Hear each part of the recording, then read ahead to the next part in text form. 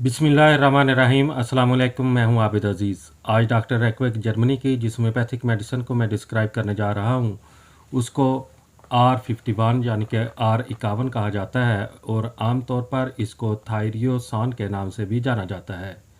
R51 की composition में जो एक्टिव इंग्रेडिएंट्स का इस्तेमाल किया गया है उसमें शामिल है बेलाडोना 30X, हेक्ला लावा 12X, आयोडियम 30X, Lepus Albus 12X, लाइकोपस वर्जिनिकस 12X और नेट्रम म्यूरेटिकम 30X।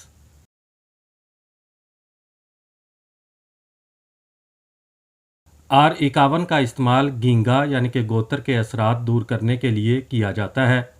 थायराइड गदूद की खराबी से पैदाशुदा अमराज के लिए हाथ का राशा और आँख के ढीलों का बाहर को निकल जाना, अलावा अज़ीं दिल की धड़कन में तेज़ी, सुस्ती और गनूदगी का शिकार रहना, गर्मी का बर्दाश्त न करना, ज़्यादा खाने के बावजूद वज़न में कमी जैसी अलामात में R51 का इस्तेमाल मौजू और मौसर है। R51 की खुराक का इस्तेमाल कुछ इस तरह से है कि अगर तबीयत ज़्यादा ख़राब है तो फिर 5 से 10 कतरे 2 घूंट पानी में हल करके मरीज़ को इस्तेमाल करवाए जा सकते हैं, और अगर तबीयत बेहतरी की तरफ माइल हो तो फिर 5 से 10 कतरे 2 घूंट पानी में हल करके मरीज़ को दिन में 3 बार इस्तेमाल करवाने चाहिए। R51 आपको बाज़ार से 22 ml की पैकिंग में बआसानी दस्तयाब हो सकती है। उम्मीद करता हूँ कि ये वीडियो आपको अच्छी लगी होगी।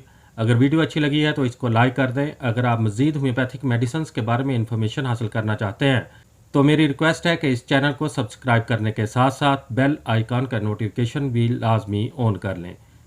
इसी के साथ ही नेक्स्ट वीडियो तक मुझे दें इजाज़त। अल्लाह हाफिज़।